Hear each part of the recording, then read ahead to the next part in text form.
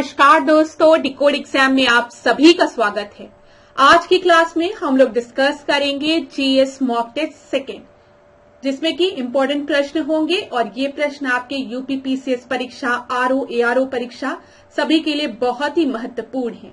तो चलिए आज की क्लास को स्टार्ट करते हैं मेरे साथ, ऐश्वर्या सिंह के साथ। अगर आपको क्लास में किसी भी तरीके का डाउट होता है तो आप मुझसे कमेंट बॉक्स में पूछ सकते हैं। आज की क्लास को स्टार्ट करने से पहले थोड़ी सी इंफॉर्मेशन मैं आप लोगों को दूंगी फाउंडेशन कोर्स की, जो कि डिकोड एग्जाम आप लोगों के लिए लेकर आया है। इस फाउंडेशन कोर्स में एंटायर आरओ एआरओ के सिलेबस को कवर किया गया है थ्रू वीडियो लेक्चर्स।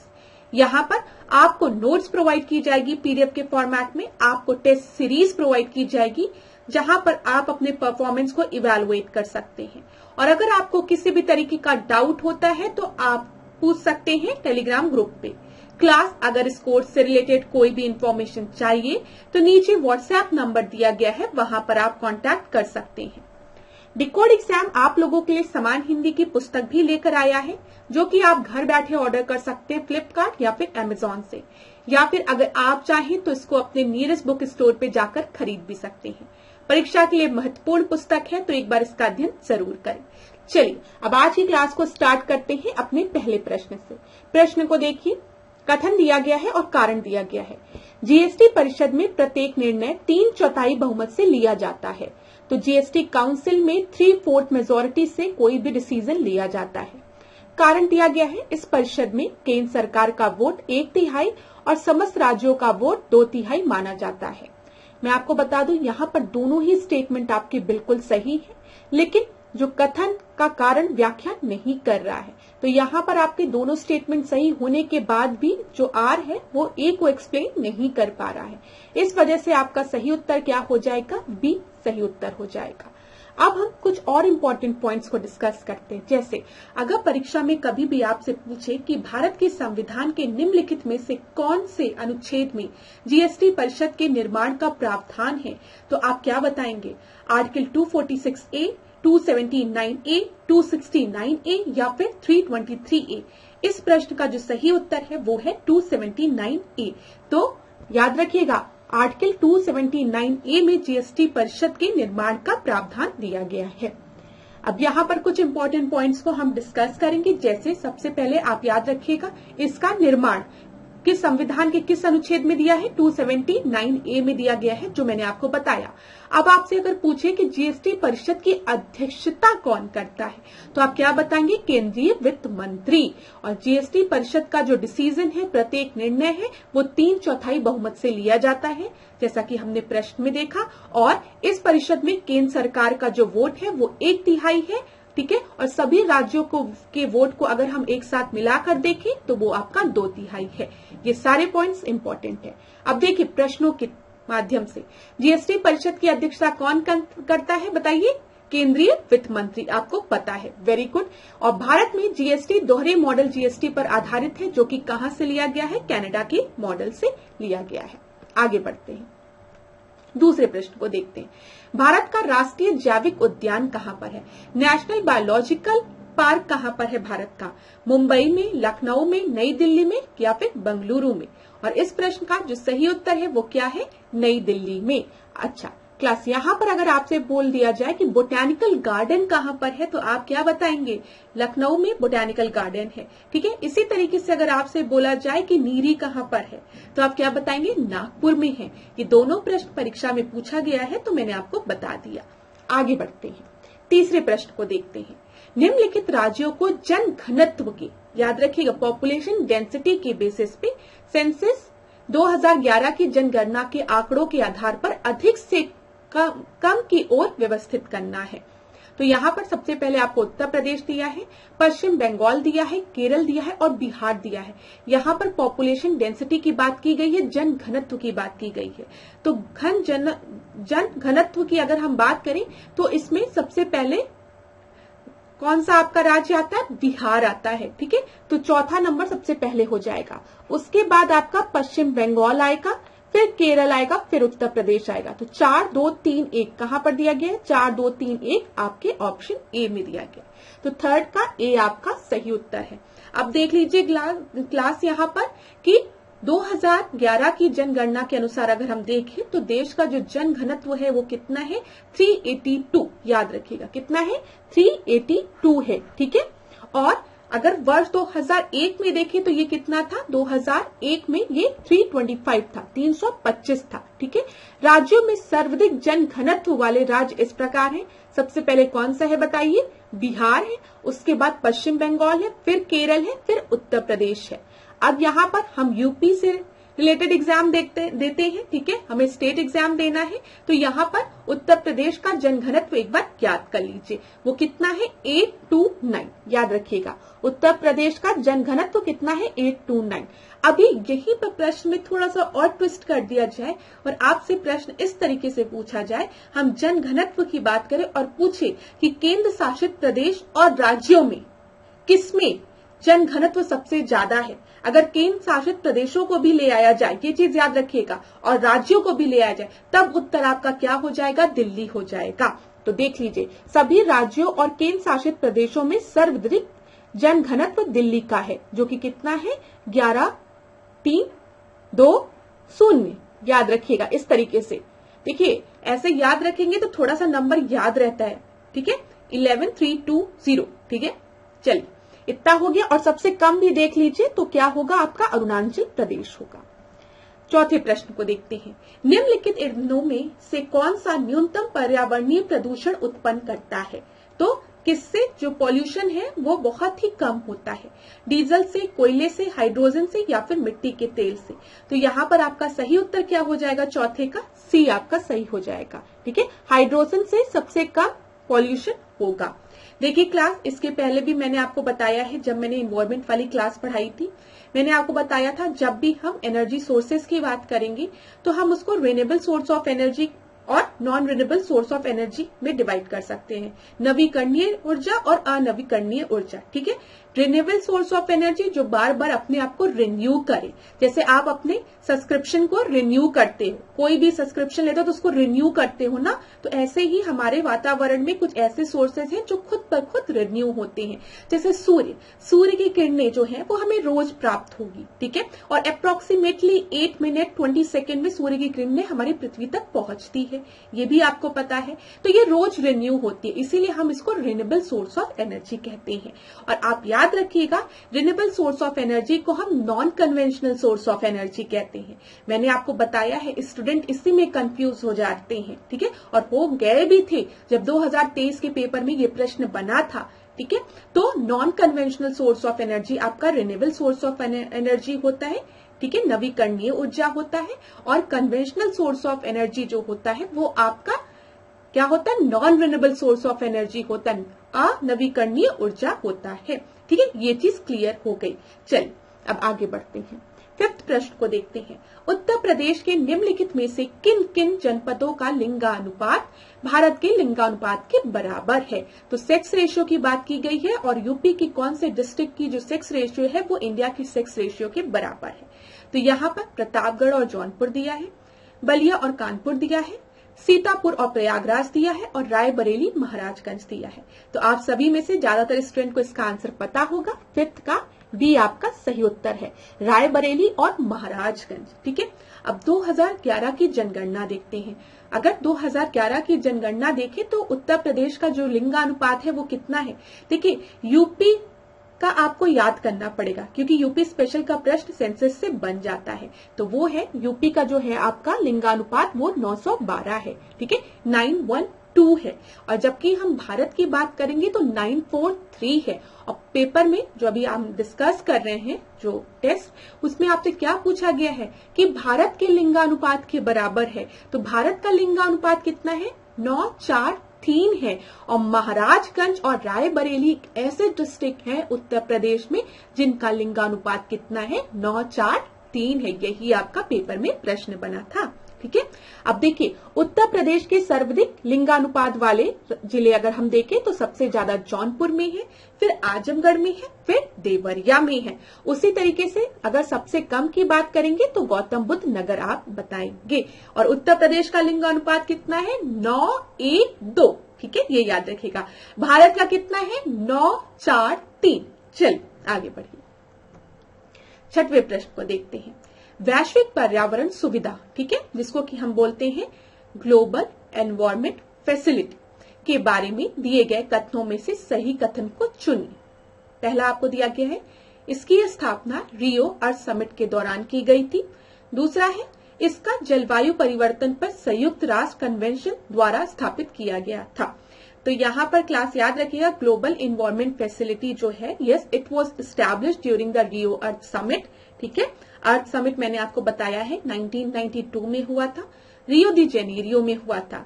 और यहाँ पर जो UNCCC दिया है आपको, ये भी उसी समय बनी थी। United nation convention on climate change जो है, ये भी आपके अर्थ समिट में ही बनी थी। ये चीज आपको पता है, ये कन्वेंशन भी उसी समय साइन हुआ था, ये चीज क्लियर है, ठीक है। लेकिन यहाँ पर जो ग्लोबल एनवायरमेंट फैसिलिटी है, उसको स्टैब्लिश UNCCC ने नहीं किया था, क्योंकि ये खुद उस समय साइन हुई थी, तो वो कैसे कर देगी। ऐसे भी आप कॉमन सेंस लगा सकते हो।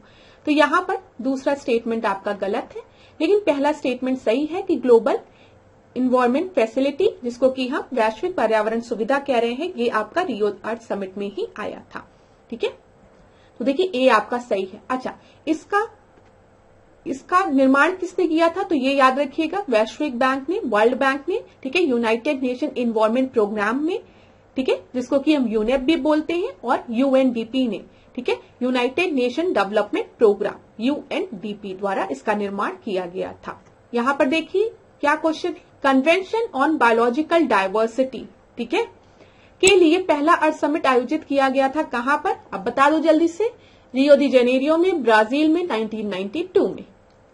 यहां पर देख लेते हैं क्लास, ये देखिए, जैव विविधता सम्मेलन 1992 में रियो दी जेनेरियो में हुआ था। पृथ्वी सम्मेलन अर्थ समिट के नाम से भी इसको जानते हैं हम। रामसर कन्वेंशन मैंने आप लोग को बताया है, ये किस चीज से रिलेटेड है बता दो, ये आपका वेटलैंड से रिलेटेड है, ठीक है। इस पर 1971 में ईरान के रामसर में हस्ताक्षर किया गया था, ये चीज याद रखिएगा। और यह कानूनी रूप से बाध्यकारी समझौता नहीं है, ये जरूर याद रखिएगा, कभी कभी पेपर में पूछ लिया जाता है प्रश्न को डिफिकल्ट बनाने के लिए। अब आपको वियना कन्वेंशन दिया है, तो वियना कन्वेंशन मैंने आपको बताया था कि 1985 में वियना कन्वेंशन आया था, ठीक है, वियना सम्मेलन। और वियना सम्मेलन जो 1985 में आया था, उसका मेन पर्पस क्या था, ओजोन का संरक्षण, ओजोन को प्रोटेक्ट करना। और वियना कन्वेंशन के ही अंडर में आपका मॉन्ट्रियल प्रोटोकॉल आया था 1987 में, याद रखिएगा। और ये भी क्या करता है, ओजोन के संरक्षण की बात करता है। और फिर इसी में एक अमेंडमेंट किया गया था, जो कि आपका किगाली अमेंडमेंट के नाम से जानते हैं। ये सारी चीजें जो स्टूडेंट ने मेरे एनवायरमेंट की क्लास की होगी उनको आता है। क्योटो प्रोटोकॉल दिया गया है, क्योटो प्रोटोकॉल किस चीज से रिलेटेड है, ग्रीन हाउस गैसेस के एमिशन से रिलेटेड है। क्योटो प्रोटोकॉल आपका कब साइन हुआ है, 1997 में साइन हुआ है। अब आप मुझे कमेंट बॉक्स में बताएंगे कि क्योटो प्रोटोकॉल फोर्स में कब आया, लागू कब से हुआ, कमेंट बॉक्स में बताइए, ठीक है। चलिए कुछ चीजें आपके लिए भी। चलिए 7वें प्रश्न को देखते हैं, किसानों की आय को दोगुना करने के लिए अशोक दलवई समिति का गठन किस वर्ष किया गया था, 2004 में, 2008 में, 2012 में या फिर 2016 में। और इस प्रश्न का जो सही उत्तर है वो क्या है, 2016 में। 7th का डी आपका सही उत्तर है, ठीक है। चलिए यहां पर देखिए कुछ कमिटीज के नाम दिए गए हैं और वो किससे रिलेटेड है वो दिया गया है, ये भी परीक्षा के लिए इंपॉर्टेंट है। रंग राजन समिति की बात अगर हम करेंगे तो वो विनिवेश से रिलेटेड है, विनिवेश से रिलेटेड है, याद रखिएगा, डिसइन्वेस्टमेंट से। नरसिम्हन कमेटी की अगर हम बात करेंगे तो वो वित्तीय क्षेत्र में सुधार से रिलेटेड है, फाइनेंशियल सेक्टर रिफॉर्म से। केलकर कमेटी की बात करेंगे तो वो टैक्स रिफॉर्म से रिलेटेड है, ठीक है, कर सुधार से। मल्होत्रा कमेटी की बात करेंगे तो ये इंश्योरेंस रिफॉर्म से रिलेटेड है, बीमा सुधार से। आबिद हुसैन कमेटी की बात करेंगे तो स्मॉल स्केल इंडस्ट्रीज, लघु उद्योग। बेसिल कमेटी की बात करेंगे तो बैंकिंग सुपरविजन से रिलेटेड है। दीपक पारिक कमेटी की बात करेंगे तो ये UTI रिवाइव करने के लिए बनाई गई थी। हनुमंत राव कमेटी की बात करेंगे तो ये फर्टिलाइजर से रिलेटेड है, उर्वरक से रिलेटेड है। Radha Chelliah committee tax reform, कर सुधार से, ठीक है। रेखी कमेटी इनडायरेक्ट टैक्स की बात किया था, ठीक है, यहाँ पर याद रखिएगा, अप्रत्यक्ष कर। Tandon committee system of working capital finance by the bank. Tarapur committee ये आपका कैपिटल अकाउंट कन्वर्टिबिलिटी से रिलेटेड है, ठीक है। और बागुल कमेटी की बात करेंगे तो ये मनी मार्केट इन इंडिया से रिलेटेड है।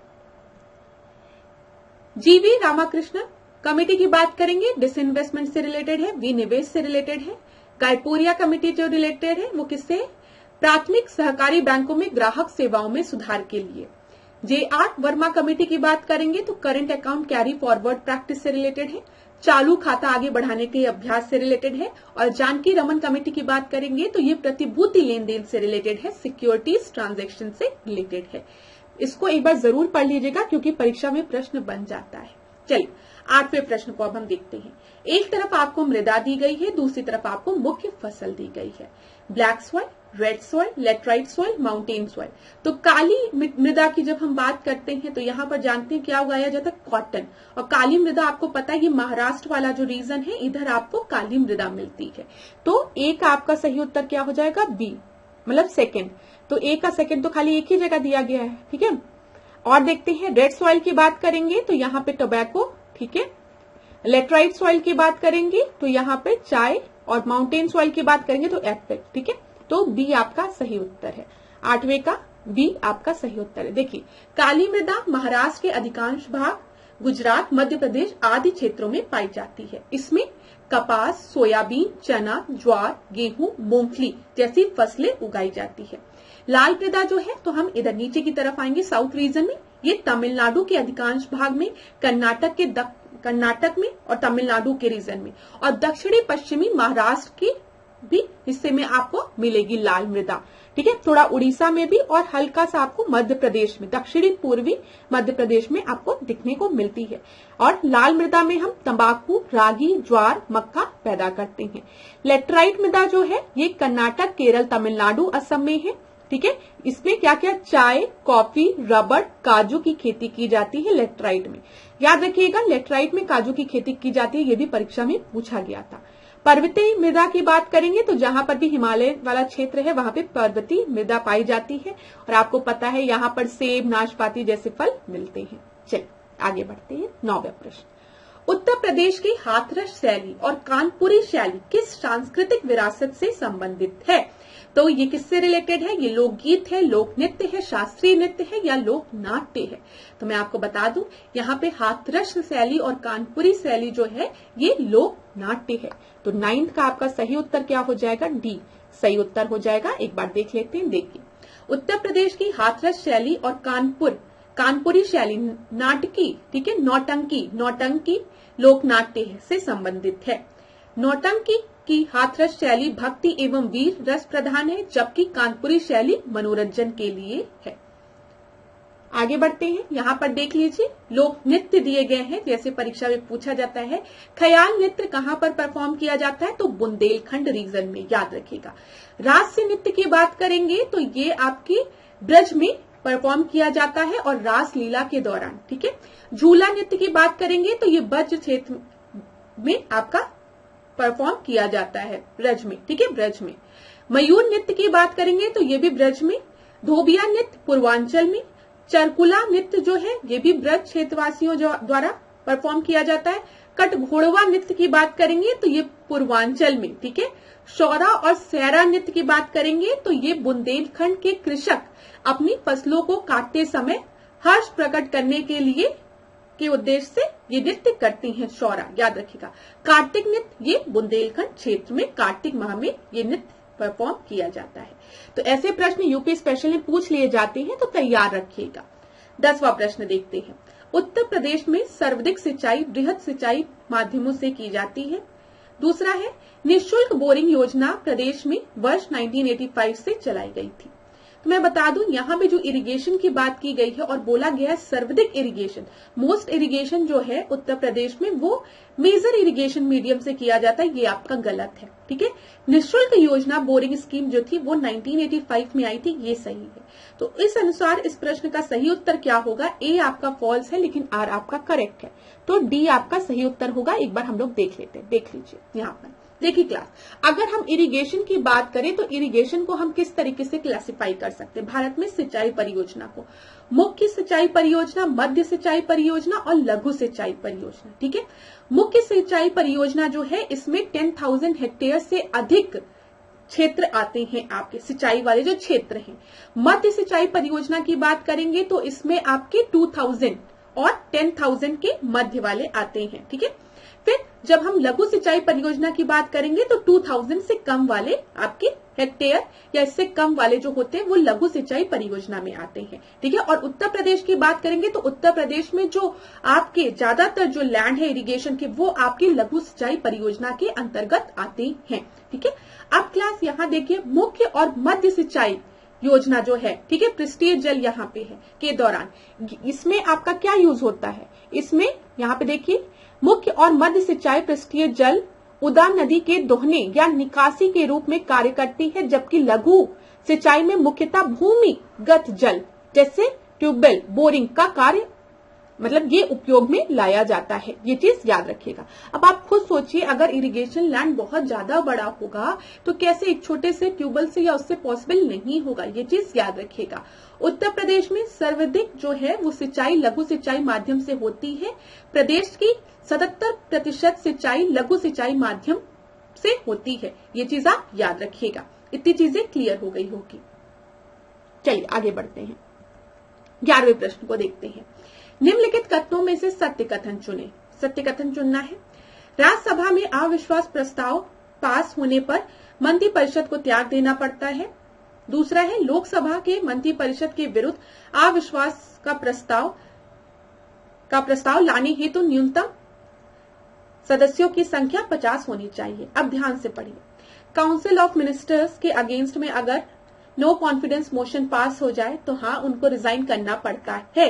लेकिन पहले स्टेटमेंट में क्या ट्विस्ट किया है, राज्यसभा दे दिया है।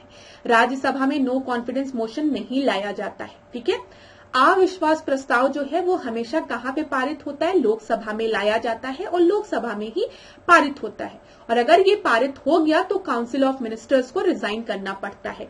तो पहला स्टेटमेंट आपका गलत क्यों हो गया, क्योंकि यहाँ पर राज्यसभा दिया गया है। तो जल्दी से अगर यहाँ पे राज्यसभा की जगह लोकसभा दे दिया गया होता तो ये स्टेटमेंट सही होता। गलती पकड़ ली ना, राज्यसभा में नो कॉन्फिडेंस मोशन नहीं लाया जाता, नहीं पारित कराया जाता, वो लोकसभा में किया जाता है। और लोकसभा के मंत्रिपरिषद के विरुद्ध अगर अविश्वास प्रस्ताव लाने हेतु तो न्यूनतम सदस्यों की संख्या जो है वो 50 होनी चाहिए। ये भी एकदम सही है। तो पहला गलत है, दूसरा सही है। इसमें ट्रू पूछा गया है तो बी आपका सही उत्तर हो जाएगा। 11वें का बी आपका सही उत्तर है। देखिए अनुच्छेद 75 के 3rd क्लॉज के अनुसार मंत्रिपरिषद लोकसभा के प्रति सामूहिक रूप से उत्तरदायी होते हैं। ठीक है, कलेक्टिवली रिस्पॉन्सिबल होते हैं लोकसभा के प्रति। अब यही परीक्षा में कई बार प्रश्न पूछ लेता है कि जो लोकसभा के सदस्य हैं वो किसके लिए उत्तरदायी होते हैं, प्राइम मिनिस्टर के लिए, पार्लियामेंट के लिए या लोकसभा के लिए या फिर प्रेसिडेंट के लिए। तो अब स्टूडेंट दो ऑप्शंस में कंफ्यूज हो जाते हैं, पार्लियामेंट और लोकसभा। तो याद रखिएगा आर्टिकल 75(3) में बोला गया है जो मंत्रिपरिषद है वो लोकसभा के प्रति उत्तरदायी होती है, लोकसभा के मेंबर होती है और लोकसभा के लिए उत्तरदायी होती है, पार्लियामेंट के लिए नहीं, संसद के लिए नहीं। याद रखिएगा। ठीक है, चलिए आगे बढ़ते हैं। 12वें प्रश्न को देखते हैं। यहाँ पर आपसे असत्य कथन पूछा गया है, फॉल्स स्टेटमेंट। भारतीय संविधान में शामिल नीति निर्देशक तत्वों को आयरलैंड के संविधान से लिया गया है। दूसरा है राज्य के नीति निर्देशक तत्व अल्पसंख्यक वर्गों के हितों का संरक्षण करते हैं। तो क्लास आपको पता है जब हम डीपीएसपी की बात करते हैं, डायरेक्टिव प्रिंसिपल्स की बात करते हैं, तो हाँ वो आयरलैंड से लिया गया है, एकदम सही है। लेकिन यहाँ पर हम अल्पसंख्यक वर्गों की बात नहीं करते हैं।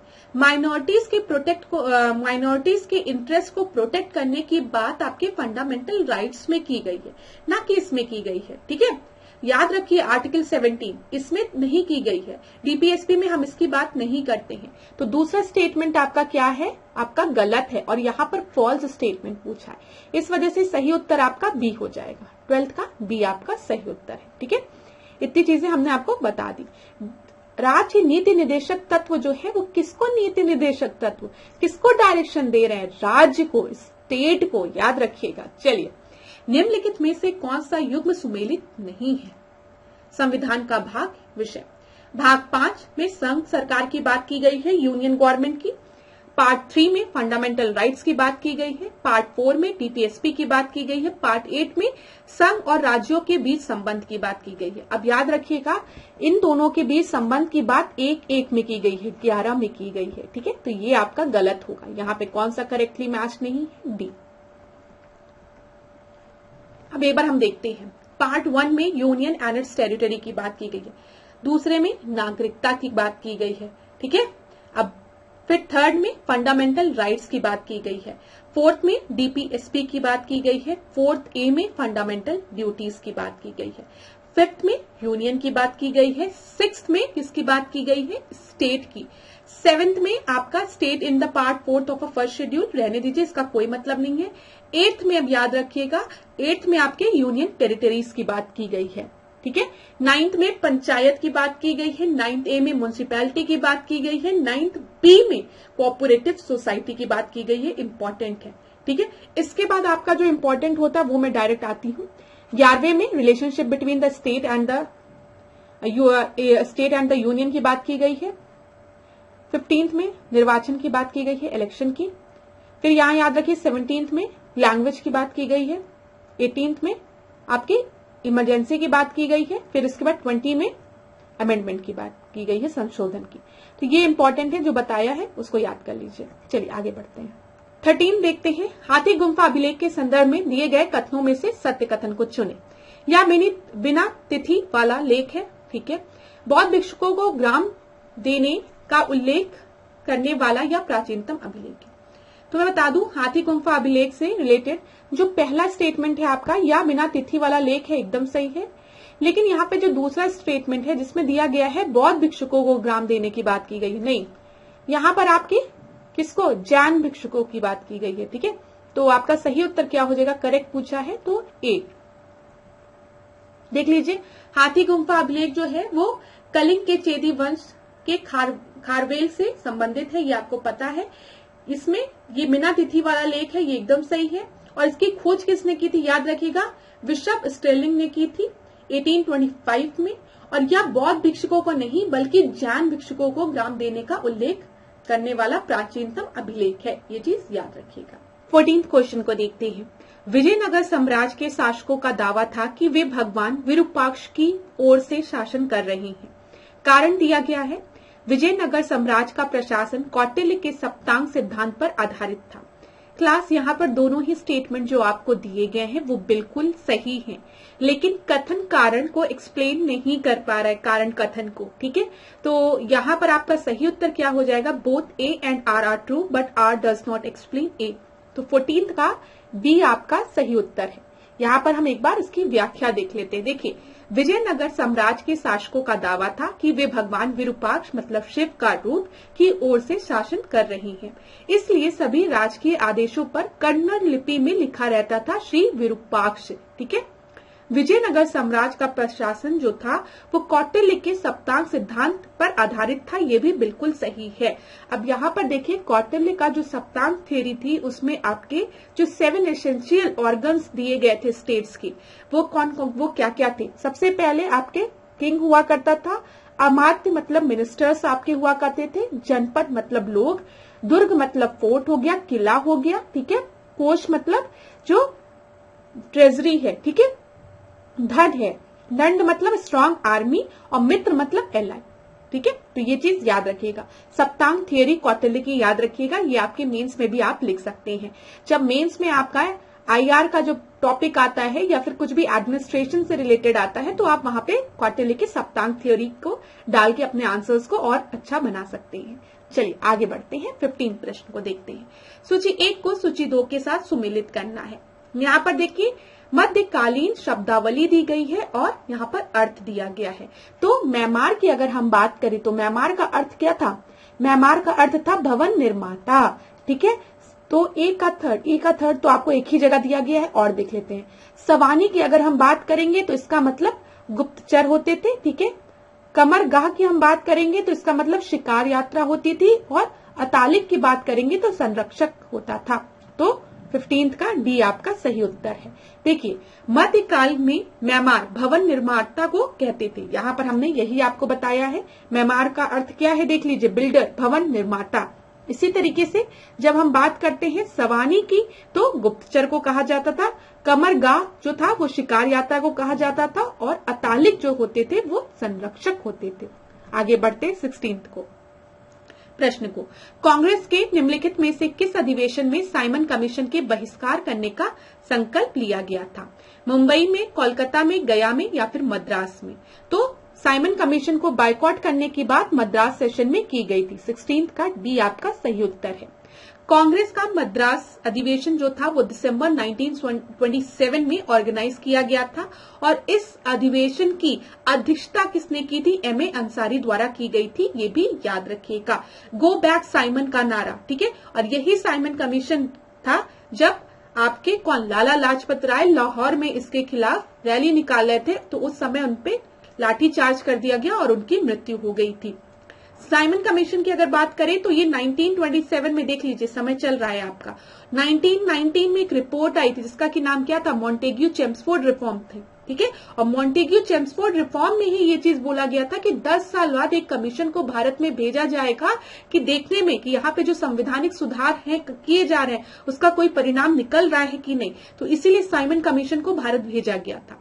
लेकिन साइमन कमीशन में कोई भी भारतीय नहीं थे, सब इंग्लिश मैन थे, ठीक है, मतलब यूरोपियंस थे। तो इसी वजह से भारतीयों ने इसका क्या किया था? इसका बहिष्कार किया था, और हर जगह काले झंडे दिखाए जाए थे, गो बैक साइमन का नारा दिया जा रहा था, याद रखिएगा। चलिए आगे बढ़ते हैं। अच्छा, यहां पर एक चीज और देख लीजिए, मद्रास की जस्टिस पार्टी, पंजाब की यूनियन पार्टी, भीमराव अंबेडकर ने साइमन कमीशन का विरोध नहीं किया था। तो कभी परीक्षा में ये आपसे पूछे कि साइमन कमीशन का विरोध किसने नहीं किया था, तो याद रखिएगा मद्रास की जस्टिस पार्टी ने, ठीक है, पंजाब की यूनियन पार्टी ने और भीमराव अंबेडकर जी ने। चलिए आगे बढ़ते हैं। 17 प्रश्न को देखते हैं। CR फॉर्मूले के संदर्भ में निम्नलिखित कथनों में से असत्य कथन आपको चुनना है। यह फॉर्मूला वर्ष 1944 में पेश किया गया था। इस फॉर्मूले को मोहम्मद अली जिन्ना ने मान लिया था। मैं आपको बता दूं, CR फॉर्मूला जो था वो 1944 में पेश तो किया गया था, लेकिन इसको मोहम्मद अली जिन्ना ने एक्सेप्ट नहीं किया था।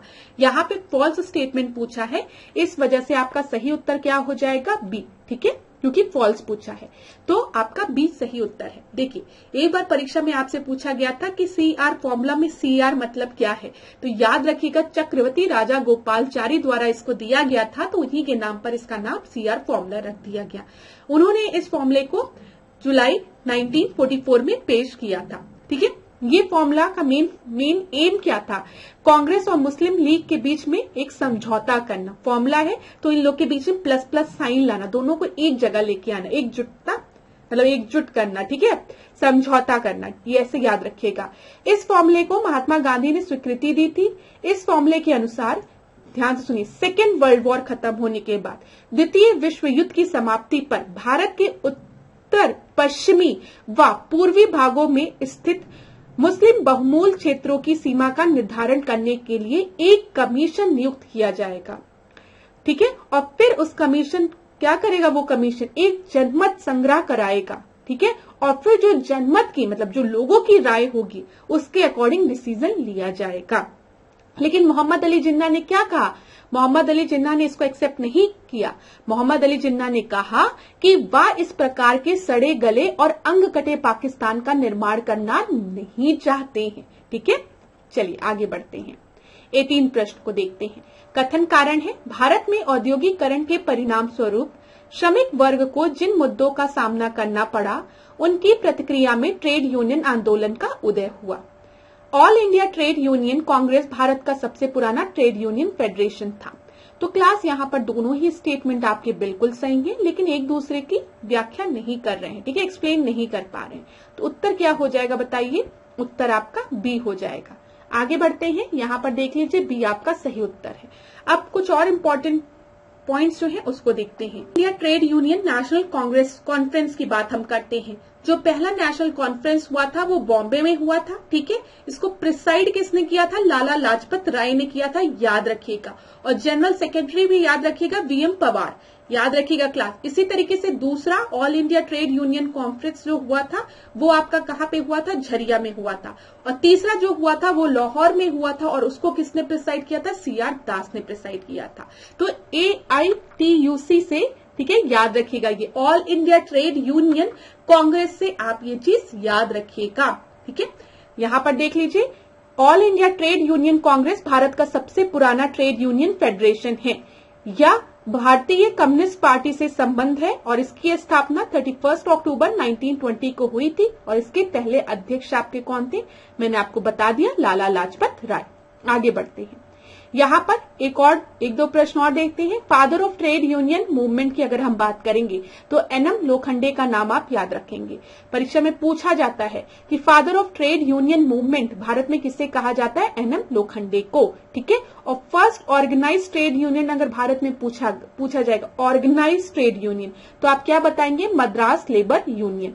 ये भी दोनों फैक्ट्स आपको परीक्षा की दृष्टि से याद रखने हैं। ठीक है, इंपॉर्टेंट है। आगे बढ़ते हैं 19 प्रश्न को। निम्नलिखित कथनों में से असत्य कथन चुने। द्वीपों सहित भारत की तटीय सीमा की लंबाई लगभग 9816 किलोमीटर है, 9816 किलोमीटर। कर्नाटक की तट रेखा की लंबाई उड़ीसा से अधिक है। मैं आपको बता दूं यहाँ पर कि अगर कोस्टल बॉर्डर को इंक्लूड करके, आइलैंड की बात को इंक्लूड करके बोला जाए तो ये जो 9816 किलोमीटर दिया है ये आपका गलत है, और कर्नाटक की जो कोस्ट लाइन है वो उड़ीसा से ज्यादा नहीं है। तो यहाँ पे दोनों ही स्टेटमेंट आपके फॉल्स हैं, तो आंसर क्या होगा, बोथ 1 और 2, क्योंकि फॉल्स बोला गया है। अब यहाँ पे एक्सप्लेनेशन देख लेते हैं। देखिए यहाँ पर अगर हम मुख्य भूमि को देखें, खाली भारत की मुख्य भूमि मतलब ऐसे, अब आप समझिएगा इसको, मेरी ड्राइंग तो उतनी अच्छी नहीं, ऐसे इस रेखा को पूरा हम देखें, कोस्टल लाइन को, तो भारत की जो तटीय रेखा है वो है 6100 किलोमीटर।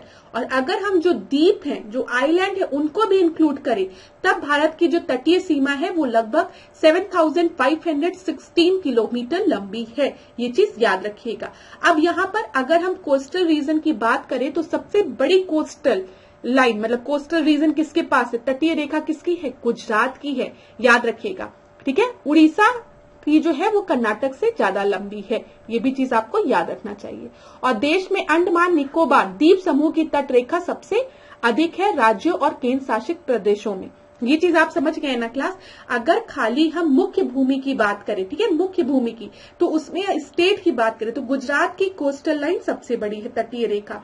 लेकिन अगर हम केंद्र शासित प्रदेशों को भी इंक्लूड करें और राज्यों की बात करें तब उत्तर में अंडमान निकोबार होगा। ये भी चीज क्लियर हो गई होगी। चलिए आगे बढ़ते हैं, 20वें प्रश्न को देखते हैं। भारत के निम्नलिखित देशों के साथ सीमा लंबाई को ज्यादा से कम की ओर व्यवस्थित करना है। ठीक है, भारत म्यांमार, भारत भूटान, भारत पाक और भारत चीन। तो यहाँ पर सबसे ज्यादा इंडिया जो है वो अपनी बॉर्डर किसके साथ शेयर करता है, चाइना के साथ, फिर पाकिस्तान के साथ। याद रखिएगा 4-3 दो जगह दिया गया है। यहाँ पे तो दोनों ऑप्शन आपके ऐसे दिए गए हैं, देख लीजिए। तो इसको थोड़ा सा सही करने की जरूरत है, इस ऑप्शन को सही कर लीजिए। मैं सीधे आंसर आपको बताती हूँ, आंसर बी या सी कुछ भी हो सकता है। हम मैप के थ्रू उसको देखते हैं, वहां पे ऑप्शन में कुछ गलती है। यहाँ पे देख लीजिए, अगर हम भारत का मैप देख रहे हैं तो इधर आपको चाइना दिख रहा है, ये चाइना वाला रीजन है, तो ये पूरा चाइना के साथ भारत अपना शेयर कर रहा है बाउंड्री, तो एकदम सही है। ठीक है, कोई दिक्कत नहीं है, मैकमोहन आपको पता है। ठीक है, इधर अगर आप आओगे इधर की तरफ, गुजरात के इधर कच्छ वाला रीजन, इधर आपको पाकिस्तान दिखेगा, इधर की तरफ यहाँ पे आपको पता है रेड क्लिफ। ठीक है, पाकिस्तान वाला बॉर्डर हो गया। फिर इधर देखो, यहाँ पे भूटान है, यहाँ बांग्लादेश है, ये नेपाल है और इधर म्यांमार है। तो म्यांमार के साथ 1624 अप्रोक्सीमेटली किलोमीटर्स की बाउंड्री भारत शेयर करता है। ठीक है, ये याद रखिएगा। बांग्लादेश के साथ 4156। और यहाँ पर कौन कौन से राज्य किससे जुड़े हैं ये भी चीज थोड़ा एक बार देख लीजिएगा, भारत की मैप को पढ़ लीजिएगा, एटलीस्ट अपने आंखों के सामने रखा करिए, हमेशा एक एक दिन में रिवाइज कर लिया करिए। आप क्या करिए, देखिए ज्योग्राफी से प्रश्न बनते हैं। मैं मान के चल रही हूँ आपका प्रीलिम्स क्वालिफाई होगा तो मेंस में अपीयर हो रहे हैं आप लोग। ठीक है, तो पीसीएस में जब मेंस में बैठेंगे आप तो थोड़ा सा मैपिंग वाला काम अगर अपने पेपर में आप दिखा देंगे तो आपको ज्यादा मार्क्स मिलेंगे, एक्स्ट्रा मार्क्स मिलेंगे। ठीक है, आप किसी भी चीज को एक्सप्लेन कर रहे हो या कुछ भी दिखा रहे हो तो भारत का मैप ड्रॉ करके आप समझा दोगे। ठीक है, इंटरनेशनल रिलेशन की बात कर रहे हो, ठीक है, वहां पे किसी भी ऑर्गेनाइजेशन की बात कर रहे हो, इंटरनेशनल ऑर्गेनाइजेशन की बात कर रहे हो, एशियन कंट्री की बात करो, ब्रिक्स की बात करो, तो थोड़ा सा मैपिंग करके दिखाओगे तो मार्क्स ज्यादा मिलते हैं। ठीक है, उस चीज के लिए तैयार रहना। आगे बढ़ते हैं 21 प्रश्न को। सिंधु नदी के संदर्भ में निम्नलिखित कथनों में से सत्य कथन आपको चुनना है। यह एशिया की सबसे लंबी नदी है या पीर पंजाल श्रेणी को काटकर गहरा गार्च बनाती है? तो मैं आपको बता दूं, जो सिंधु नदी है वो एशिया की सबसे लंबी नदी नहीं है। यांगतेज नदी जो है वो एशिया की सबसे लंबी नदी है। और सिंधु नदी पीर पंजाल श्रेणी को काटकर नहीं, लद्दाख श्रेणी को काटकर गहरा गार्च बनाती है। यहाँ पर सत्य कथन बोला गया है, इसी वजह से आपका उत्तर क्या हो जाएगा? ना तो 1 ना तो 2, नीदर 1 नॉर 2। तो 21 का डी आपका सही उत्तर है। देख लीजिए, यहाँ पर सिंधु नदी एक पूर्ववर्ती नदी है जो नंगा पर्वत के उत्तर बुंजी नामक स्थल पर लद्दाख श्रेणी को काटकर गार्च का निर्माण करती है। और यांगतीज नदी जो है वो आपकी एशिया की सबसे लंबी नदी है और उसका स्रोत कहाँ है? तिब्बतियन प्लेटो, ठीक है, तिब्बत का पठार। 22वें प्रश्न को देखते हैं। निम्नलिखित मेघों में से कौन कौन से मेघ उच्च मेघ हैं? ठीक है, कौन कौन से उच्च मेघ है? हाई क्लाउड से बोला गया है। स्त्री कपासी मेघ, ठीक है, फिर आपका दिया है पक्षाप मेघ, फिर पक्षाप कपासी मेघ। तो यहाँ पे याद रखिए साइरस साइरो, जहाँ पे साइरो दिया है ना वो सब हाई एल्टीट्यूड पे फॉर्म आपके क्लाउड्स होते हैं। ये मतलब इसको आप आराम से कर भी सकते हो। तो 3 और 4 में दिया गया है तो उत्तर सी हो जाएगा, 3 और 4। इधर देखो, जो आपके हाई एल्टीट्यूड में फॉर्म जो आपके क्लाउड्स हैं, देखो सब में साइरो साइरो साइरस ऐसे दिया गया है, याद रखिएगा, ठीक है। और क्यूमुलो भी याद रखिएगा यहाँ पर, तो इसको इस तरीके से आप याद रख सकते हैं। चलिए आगे बढ़ते हैं। 23 देखते हैं। महासागरीय धाराओं के संदर्भ में निम्नलिखित कथनों में से असत्य कथन का चयन करना है यहाँ पर। तो यहाँ पर ओशन करेंट्स की बात की गई है। अब क्लास आपको पता है ये बहुत ही आसान प्रश्न है, ऐसे है आपका, ठीक है। ये आपका 0 डिग्री इक्वेटर हो गया, ठीक है। इधर आपका इक्वेटोरियल रीजन हो जाता है। तो यहाँ पे जो इक्वेटर पे सनरेज आपकी डायरेक्ट आ रही है, तो यहाँ पर जो ओशियनिक वाटर होगा, जो वाटर होगा समुद्र का जल, वो आपका गर्म होगा, ठीक है। और जैसे जैसे आप पोल की तरफ बढ़ोगे वो ठंडा होगा, ये भी चीज क्लियर है। तो जो ओशियनिक करंट का मूवमेंट आपका इक्वेटर से होके ऊपर की तरफ जाएगा वो गर्म धारा होगी, और जो ऊपर से नीचे आएगा वो ठंडी धारा होगी, क्योंकि वो पोल से नीचे की तरफ आ रहा है। इतना तो आप सभी को पता है। और जहां गर्म धारा और ठंडी धारा मिलती है वहां पर फिशिंग एरिया होता है, मछलियां बहुत, मतलब फिशिंग के लिए बहुत अच्छा एरिया माना जाता है, ठीक है, जहां पे कोल्ड करंट और हॉट करंट मिलती है। तो ये चीज याद रखिएगा। अब देखिए, warm current moves from the low altitude to the high altitude, ठीक है, सही बात है।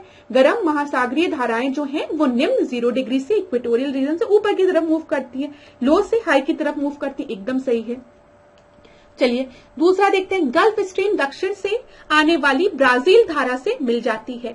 अब अगर मैप में आपने ब्राजील धारा देखी होगी तो ब्राजील तो नीचे की तरफ है, सदर्न हेमिस्फीयर में है, तो इधर की तरफ मूव कर, गल्फ स्ट्रीम आपका नदर्न हेमिस्फीयर में है, तो यहाँ पर आपका लेब्राडोर के साथ ये मिलती है, ना कि आपकी ब्राजील धारा से मिलती है। तो दूसरा तो आपका गलत हो गया। तो यहाँ पर आपका सही उत्तर क्या हो जाएगा बताइए? ट्रू पूछा है ना, तो केवल ए, ठीक है। 23 का ए आपका सही उत्तर है। यहाँ पर देख लीजिए क्लास, ये लेब्राडोर है, ये एक ठंडी धारा है, इधर गल्फ स्ट्रीम आपको दिख रहा है जो कि एक गर्म धारा है, और ये यहाँ पर आके मिल रही है। ब्राजील वाली की बात करें तो ब्राजीलियन इधर है, ठीक है, ये देखिए ये एक हॉट है। चलिए आगे बढ़ते हैं। 24 देखते हैं। यूरोप की डैन्यूब नदी निम्नलिखित में से किस राजधानी से होकर नहीं बहती है? तो बर्लिन से, बेलग्रेड से, बुडापेस्ट से, या फिर वियना से? तो डैन्यूब रिवर की बात की गई है। डैन्यूब रिवर जो है वो बर्लिन से नहीं बहती है, ठीक है। 24 का ए आपका सही उत्तर है। यहाँ पर देख लीजिए। अब देखिए, पहले हम लोग डिस्कस कर लेते हैं। डैन्यूब नदी जो है वो आपकी ब्लैक फॉरेस्ट से निकलती है, ठीक है, और फिर ये बहती हुई काला सागर में जाकर गिर जाती है, ब्लैक सी में जाकर गिर जाती है। ये चीज याद रखिएगा। ये आपके 10 देशों में प्रभावित होती है, ठीक है, मतलब बहती है, जैसे जर्मनी में, ऑस्ट्रिया में, ठीक है, स्लोवाकिया में, सॉरी, ठीक है, हंगरी में, क्रोएशिया में, सर्बिया में, बुल्गारिया में, रोमानिया में, यूक्रेन में, मालडोवा में। ये चीज याद रखिएगा। यहाँ पर अभी मैं आपको दिखाऊंगी तो आपको दिखेगा, ये देख लीजिए आप, दिख रहा है आपको? यहाँ पे देखिए मालडोवा दिख रहा है, रोमानिया दिख रहा है, ठीक है, हंगरी दिख रहा है, ठीक है, यहाँ पे ऑस्ट्रिया दिख रहा है, यहाँ पे जर्मनी दिख रहा है, इधर देखिए आपका लैंड होते हुए इधर जाती है। अब देखिए रोमानिया बुचारेस्ट, ठीक है, हंगरी में आपको बुडापेस्ट दिख रहा है, ऑस्ट्रिया का वेना दिख रहा है। तो ये चीज याद रखिएगा। जहां पर ये राजधानियां आपका बुचारेस्ट से, ठीक है, रोमानिया हो गया, बेलग्रेड यूगोस्लोवाकिया हो गया, बुडापेस्ट हंगरी हो गया, वेना का ऑस्ट्रिया हो गया, और ब्राटिस्लावा का आपका स्लोवेनिया हो गया। तो ये याद कर लीजिएगा, डेन्यूब रिवर इंपॉर्टेंट है, इसीलिए मैं आपको थोड़ा सा एक्सप्लेन कर रही थी। पता नहीं आप लोगों को समझ में आया कि नहीं, ये चीज मुझे नहीं समझ में आया, लेकिन याद रखिएगा, ठीक है। आपने एक चीज नोटिस किया होगा, यहाँ पर प्रश्न में आपसे पूछा था बर्लिन रिवर से ये नहीं जाता है। बर्लिन जो है वो किसकी कैपिटल है? जर्मनी की कैपिटल है, आपको पता है, ठीक है। और अभी मैंने मैप में आपको दिखाया कि जो डेन्यूब रिवर है वो ये जर्मनी से होके गुजर रही है। आप याद रखिएगा, जो डेन्यूब रिवर है वो जर्मनी से तो होकर गुजरती है, लेकिन बर्लिन से होकर नहीं गुजरती है। ये जर्मनी की राजधानी बर्लिन से नहीं गुजरती है, ठीक है। बर्लिन से कौन सी नदी गुजरती है? स्प्री नदी गुजरती है। ये याद रखिएगा, परीक्षा में पूछा गया है, इसलिए मैं आपको बता रही हूँ कि डेन्यूब रिवर जो है, हाँ, वो जर्मनी से गुजरती है, लेकिन जर्मनी के कैपिटल बर्लिन से होके नहीं गुजरती है। बर्लिन में आपकी स्प्री नदी के तट पर बसा हुआ है बर्लिन। चलिए आगे बढ़ते हैं। अच्छा क्लास, यहाँ पर 3 इंपॉर्टेंट रिवर की बात मैं करूंगी। सबसे पहले माही रिवर की। माही रिवर आपको पता है कहाँ फ्लो करती है? हमारे प्यारे भारत में फ्लो करती है, ठीक है। माही रिवर को ट्रॉपिक ऑफ कैंसर जो है वो 2 बार काटता है, ठीक है, कर्क रेखा, ठीक है। इसी तरीके से कॉन्गो रिवर की हम बात करें तो ये अफ्रीकन कॉन्टिनेंट में है, ये आपको पता है। जो कॉन्गो रिवर है, जिसको कि हम जायरे रिवर भी कहते हैं, उसको वो किसको 2 बार काटती है? इक्वेटर को, ठीक है। फिर इसी तरीके से आप याद रखिएगा लिम्पोपो जो है वो सदर्न अफ्रीका में है, और ये किसको 2 बार काटती है? बताइए, ट्रॉपिक ऑफ कैप्रिकॉर्न को। तो तीनों याद रखिएगा। कौन कौन सा याद रखेंगे बताइए? माही किसको काट रही है? ट्रॉपिक ऑफ कैंसर को काट रही है 2 बार, ठीक है। फिर उसके बाद कॉन्गो, जिसको कि हम जायरे कह रहे हैं, ये किसको काट रही है? इक्वेटर को। और थर्ड आपका लिम्पोपो, जो कि किसको काट रही है? ट्रॉपिक ऑफ कैप्रिकॉर्न को 2 बार। इतनी चीजें कंप्लीट हो गई। आगे बढ़ते हैं 25वें प्रश्न पे। गोंडवाना काल का कोयला बिटुमिनस प्रकार का है। एप्लेचियन क्षेत्र कोयला उत्पादन के लिए प्रसिद्ध है। यहाँ पर हम लोग इसको देखते हैं। यहाँ पर आपका दोनों ही स्टेटमेंट सही है, ठीक है, लेकिन एक दूसरे को एक्सप्लेन नहीं कर रहे हैं। आपको पता है, जब भी हम गोंडवाना की बात करते हैं तो यहाँ पे कोयला मिलता है। धारवाड़ रीजन की बात करते हैं तो वहां पे मिनरल्स मिलते हैं, खनिज मिलते हैं। बिटुमिनस प्रकार का जो कोयला है वो दूसरा सबसे अच्छे प्रकार का कोयला माना जाता है। इसमें जो कार्बन की मात्रा होती है वो 55% से 65% के अप्रोक्सीमेटली होती है, ठीक है। यह जलने पर हल्का सा धुआं आपका देता है। एप्लेचियन क्षेत्र के जो कोयले उत्पादन के लिए फेमस है, इस कोयले उत्पादन के लिए, यह क्षेत्र संयुक्त राज्य अमेरिका में स्थित है। तो कभी भी अगर आपसे पूछे कि एप्लेचियन क्षेत्र का जो कोयला है, ठीक है, वो कहां पर स्थित है, ये रीजन आपका एप्लेचियन, तो आप बताएंगे यूएसए में, यूनाइटेड स्टेट ऑफ अमेरिका में बताएंगे, ठीक है। इसके अलावा ये कोयला आपको तुला में, कुजबास में, बैकाल झील, यूक्रेन का डोनेटस और डोनबास और जगह भी मिलता है। चलिए आगे बढ़ते हैं। 26 देखते हैं। 26 में एक तरफ आपको ज्ञान तीर्थकर दिए हैं, दूसरी तरफ आपको प्रतीक चिन्ह दिए हैं। तो चलिए एक एक को सॉल्व करते हैं हम। सबसे पहले आपको पद्म प्रभु दिया गया है, फिर उसके बाद आपको श्रेयांश नाथ दिया गया है, फिर अर्नाथ दिया गया है और अरिष्ट नेमी दिया गया है। 26 प्रश्न को देखते हैं। सूची 1 को सूची 2 से सुमेलित करना है। एक तरफ ज्ञान तीर्थकर दिए गए हैं, दूसरी तरफ प्रतीक चिन्ह दिए गए हैं। पद्म प्रभु की बात करेंगे तो पद्म प्रभु को हम किससे रिप्रेजेंट करते हैं? कमल से, ठीक है। श्रेयांश नाथ की बात करेंगे तो गैंडा। अर्नाथ की अगर हम बात करेंगे तो ये आपका मछली, और अरिष्ट नेमी की बात करेंगे तो शंख, ठीक है। तो ए का सेकंड, बी का फर्स्ट, सी का फोर्थ और डी का थर्ड। उत्तर क्या हो जाएगा 26वें का? डी आपका सही उत्तर हो जाएगा। चलिए अच्छा, यहां पर देख लीजिए, जैन धर्म में कुल 24 तीर्थंकर हुए थे, ठीक है, जिसमें ऋषभ नाथ जो है वो पहले हैं और महावीर स्वामी जो है वो अंतिम है। ये भी चीज याद रखिएगा। 27 प्रश्न हम देखते हैं। सल्तनत कालीन प्रशासन में हुकूक खूती का संबंध निम्नलिखित में से किससे है? ठीक है। इक्ता व्यवस्था के अधिकारी से, लगान के अतिरिक्त आय से, गांव के रूप में प्रदत्त छोटी इक्ता से, या इनमें से कोई नहीं। तो यहाँ पे मैं बता दूं, लगान के अतिरिक्त जो आय होती थी उसको हम क्या कहते थे? हुकूक खूती, ठीक है। बी आपका सही उत्तर है। देखिए, सल्तनत कालीन प्रशासन में सबसे नीचे की प्रशासनिक इकाई ग्राम थी। ग्रामों में खूत, ठीक है, चौधरी नामक पैतृक अधिकारी नियुक्त होते थे। वे अपनी भूमि पर रियायती दर पर लगान देते थे, जिसे कसमते खूती कहा जाता था। ठीक है, यहाँ पे याद रखिएगा, ये आपका हुकूक खूती कस्मते खूती कहा जाता था। किसान जो सरकारी लगान के अतिरिक्त आय देते थे उसके लिए हम कौन सा शब्द यूज करते थे? हुकूक खूती। ये चीज याद रखिएगा। ठीक है, दोनों चीजें आपको याद रखनी चाहिए। सबसे पहले वे अपनी भूमि पे जो रियायती दर पर लगान देते थे उसको हम क्या कहते थे? किस्मते खूती। ठीक है, और जो किसान सरकारी लगान के अतिरिक्त आय देते थे उसको क्या कहते थे? हुकूक खूती। चलिए 28 प्रश्न को देखते हैं। शिवाजी के अष्ट प्रधान में निम्नलिखित में से कौन राजकीय पत्र व्यवहार की देखरेख से संबंधित है? तो यहाँ पर सुमंत, सुन्निस, मजुमदार या सर ए नौबत।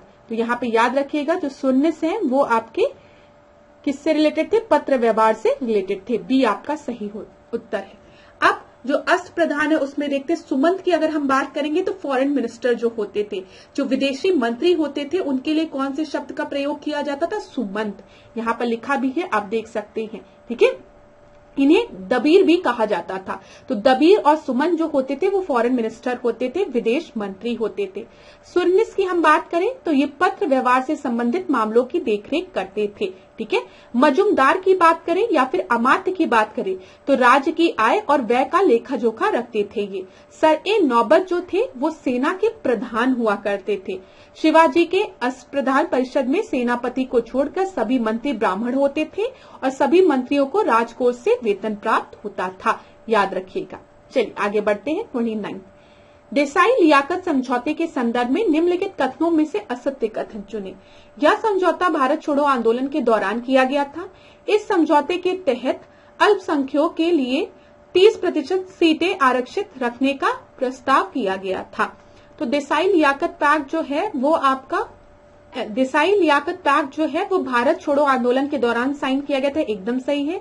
लेकिन यहाँ पे जो प्रश्न में पूछा गया है वो आपसे फॉल्स स्टेटमेंट पूछा गया है और दूसरा स्टेटमेंट आपको दिया गया है कि समझौते के तहत अल्पसंख्यकों के लिए जो सीटें आरक्षित रखी गई थी वो 30% रखी गई थी, वो आपका गलत है। तो उत्तर क्या हो जाएगा? 29 का बी हो जाएगा। देखिए 1942 से 1945 तक भारत छोड़ो आंदोलन के दौरान महात्मा गांधी और पूरी कांग्रेस कार्यकारिणी को गिरफ्तार कर लिया गया था, किंतु महादेव देसाई गिरफ्तारी से बच गए थे। इसलिए देसाई लियाकत पैक्ट देसाई जी और लियाकत अली के बीच में साइन हुआ था। ठीक है, ये चीज याद रखिएगा। देसाई ने मुस्लिम लीग के महत्वपूर्ण नेता लियाकत अली के साथ एक गुप्त समझौता किया था जिसके की बारे में जानकारी किसी को भी नहीं थी। इस समझौते के अनुसार केंद्रीय विधायिका में कांग्रेस और लीग द्वारा मनोनीत व्यक्तियों की समान संख्या होगी, दोनों में इक्वल मेंबर्स होंगे। ठीक है, अल्पसंख्यकों के लिए जो सीटें रिजर्व की गई थी वो 30% नहीं, वो 20% सीटें रिजर्व करने की बात की गई थी। लेकिन इसका परिणाम कुछ निकला नहीं था। बाद में जब ये बात लीक हुई तो इसलिए कहा जाता ना गुप्त रूप से ये आपका एग्रीमेंट साइन किया गया था। इस संधि के बाद लियाकत ने मंत्रिपरिषद में मुसलमानों से हिंदुओं की समानता के बदले में एक अलग मुस्लिम राज्य की मांग छोड़ दी थी। ठीक है, फिर उसके बाद कालांतर में कांग्रेस और मुस्लिम लीग दोनों के द्वारा इस समझौते के प्रावधानों को नकार दिया गया था और ये गुप्त रूप में साइन हुआ था, तो इसका कोई मतलब नहीं निकला था, बहुत क्रिटिसाइज भी किया गया था। चलिए 30 प्रश्न को देखते हैं। जलवायु परिवर्तन पर संयुक्त राष्ट्र फ्रेमवर्क तो United nation framework convention on climate change का मुख्यालय निम्नलिखित में से कहां पर है? ओस्लो में, वियना में, बॉन में या फिर एम्बेसडर में? ठीक है, तो ये आपका बॉन में है। ठीक है, 30 का सी आपका सही उत्तर है। आपको पता है ये चीज कि इस कन्वेंशन पे हस्ताक्षर कब हुआ था? रियो समिट में, अर्थ समिट में 1992 में। ठीक है, यह कन्वेंशन 21 मार्च 1994 को लागू हुई थी, ये चीज याद रखिएगा। चलिए, तो thank you so much class. आज के सेशन को यहीं पे एंड करेंगे, नेक्स्ट क्लास में मिलेंगे और प्रश्नों के साथ। अगर आपको क्लास अच्छी लग रही हो तो प्लीज वीडियो को लाइक करिए, शेयर करिए और कोई भी परेशानी हो तो आप हमें कमेंट बॉक्स में बता सकते हैं। लास्ट क्लास में एक प्रश्न था कि कहाँ पे बेल को कास्ट किया जाता है ना, कास्टिंग ऑफ बेल कहाँ की फेमस है? जलेसर उसका आंसर था। हाँ, वो बिल्कुल सही आपको क्लास में बताया गया है, लेकिन एक जगह वहां पे इटावा लिखा गया है कि जलेसर जो है वो इटावा डिस्ट्रिक्ट में है। नहीं, वो गलत है। ठीक है, इटावा में नहीं, वो एटा में है। ठीक है, इस चीज को सही कर लीजिएगा, वो थोड़ा सा गलत हो गया है तो उसको आपको सही कर लीजिएगा, इसीलिए मैंने आपको बता दिया। तो thank you so much class. वहां का करेक्शन जरूर करिएगा, पूरी क्लास को देखिएगा। कोई भी डाउट होता है कमेंट बॉक्स में पूछिए। हम लोग नेक्स्ट क्लास में अगर कुछ भी होता है तो उसको डिस्कस कर लेंगे। तो इसी तरीके से मेरे साथ ऐश्वर्या सिंह के साथ डिकोड एग्जाम के साथ बने रहिए। आपका दिन मंगलमय हो। खूब पढ़िए, खूब आगे बढ़िए क्लास, और पढ़ाई मत छोड़िए, पढ़ते रहिएगा। धन्यवाद क्लास।